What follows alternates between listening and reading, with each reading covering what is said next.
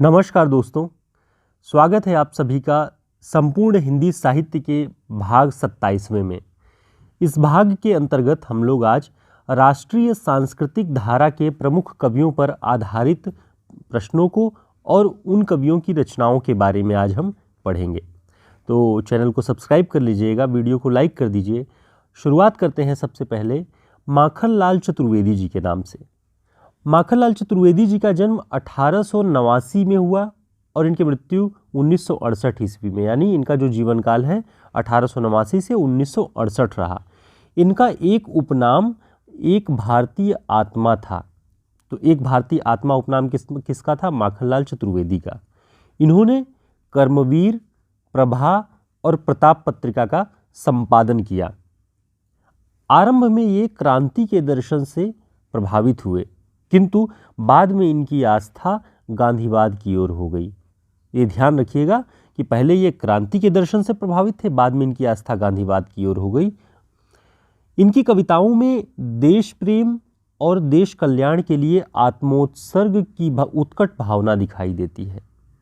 इन्होंने अपनी कविताओं के माध्यम से देशवासियों को सुख और वैभव को ठुकराकर देश सेवा के लिए संघर्ष करने का आह्वान किया। इनकी जो प्रमुख रचनाएं थी वो हिम किरीटिनी, हिम तरंगिणी, ये बहुत महत्वपूर्ण दोनों रचनाएं हैं माखनलाल चतुर्वेदी जी की। आगे हम देखते हैं मैथिली शरण गुप्त। मैथिली शरण गुप्त जी का जन्म 1886 ईस्वी में हुआ, मृत्यु 1964 में, और चिरगांव झांसी में हुआ। ये आपको ध्यान रखना है, इनका जन्म चिरगांव नामक ग्राम में झांसी में हुआ। इनका महत्वपूर्ण काव्य भारत भारती जो 1912 ईस्वी में प्रकाशित हुआ। हिंदी भाषी क्षेत्र में इस रचना ने राष्ट्रीय और सांस्कृतिक जागृति फैलाने में महत्वपूर्ण भूमिका निभाई।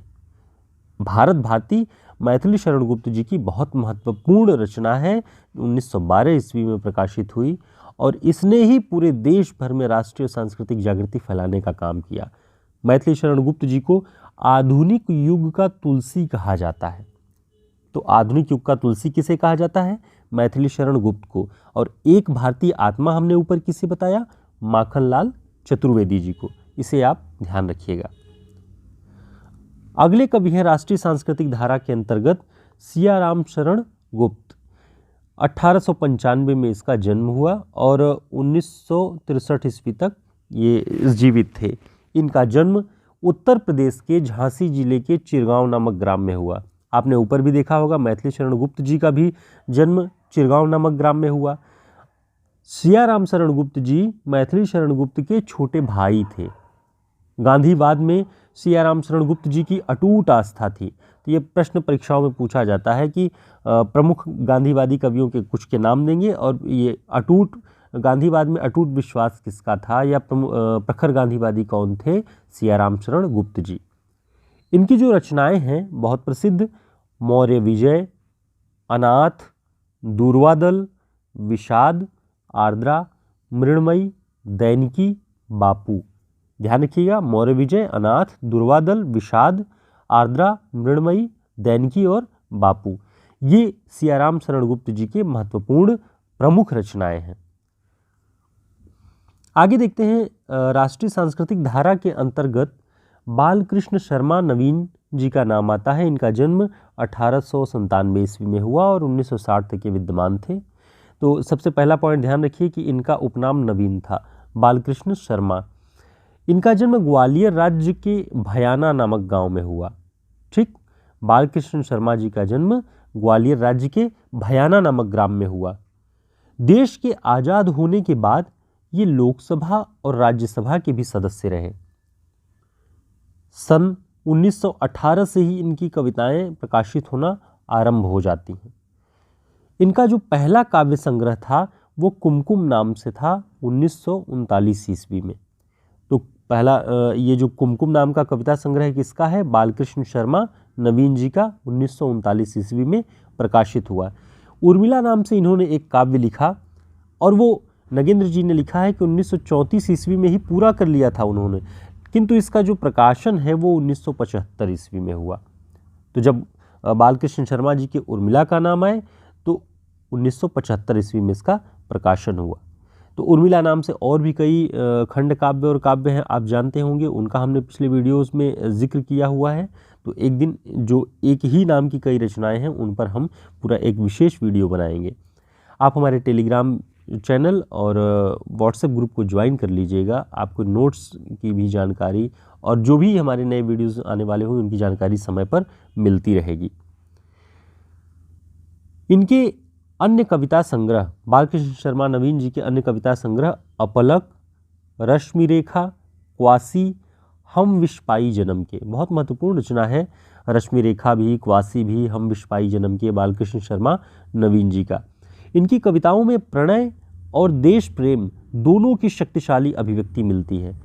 ये नोट्स हमने नगेंद्र जी की किताब से बनाए हुए हैं, प्रामाणिक तथ्य हैं, और उसमें ये लिखा हुआ है कि इनकी कविताओं में प्रणय और देश प्रेम की शक्तिशाली अभिव्यक्ति मिलती है।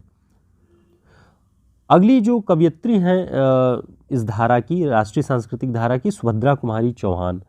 1905 में इनका जन्म होता है, 1948 तक विद्यमान रहती हैं। इनका जन्म प्रयाग जिले के निहालपुर नामक ग्राम में हुआ। ये बहुत बेसिक प्रश्न बनते हैं इन सबसे, इसलिए इसे आप इनमें कोई त्रुटि न हो, ताकि कभी ऐसे सवाल आएँ तो इन सवालों की वजह से आपके प्रश्न न खराब हों। इसलिए मार्किंग के लिए इन सब को ध्यान रखना बहुत ज़रूरी है। ये असहयोग आंदोलन में भी शामिल थी 1921 में, सुभद्रा कुमारी चौहान। इनकी रचनाएं, इनके दो ही काव्य संग्रह हैं, त्रिधारा और मुकुल। इनकी कविता झांसी की रानी बहुत प्रसिद्ध कविता हुई, सबसे प्रसिद्ध कविता इनकी झांसी की रानी। इनकी कविताओं में राष्ट्रीय आंदोलन में शामिल होने वाले वीरों को आधार बनाया गया है। तो राष्ट्रीय आंदोलन में जो भी वीर शामिल होते थे उस दौर के प्रसिद्ध, उन सभी को ये अपनी कविताओं का आधार बनाती थी। रामनरेश त्रिपाठी जी का जिक्र आता है। 1889 ईस्वी में इनका जन्म हुआ। इनकी जो प्रमुख रचनाएं हैं, पथिक 1920 में, मानसी 1927 में, स्वप्न 1929 में। तीन ही रचनाओं का संग्रहों का प्रमुख नाम आता है, पथिक, मानसी, स्वप्न। ध्यान रखिएगा, रामनरेश त्रिपाठी। उदय शंकर भट्ट की राष्ट्रीय सांस्कृतिक धारा संबंधी जो कविता थी वो तक्षशिला 1929, और ये 1898 में इनका जन्म हुआ। गया प्रसाद शुक्ल स्नेही, त्रिशूल, इनके दो उपनाम थे, एक तो स्नेही और एक त्रिशूल, गया प्रसाद शुक्ल जी का। और इनकी राष्ट्रीय सांस्कृतिक धारा की प्रसिद्ध कविताओं में राष्ट्रीय मंत्र 1921 ईस्वी में। इस श्रेणी में रामधारी सिंह दिनकर जी की रेणुका का नाम आता है। तो इस तरह आज हम हिंदी साहित्य की राष्ट्रीय सांस्कृतिक धारा के प्रमुख कवियों की रचनाओं के बारे में जान रहे थे, देख रहे थे। परीक्षाओं में ये उपयोगी होते हैं और हिंदी साहित्य की एक तरह से आधार स्तंभ हैं ये। छायावाद, प्रगतिवाद, प्रयोगवाद, राष्ट्रीय सांस्कृतिक धारा की कविताएं, ये सब हिंदी साहित्य के आधार रचनाएं हैं।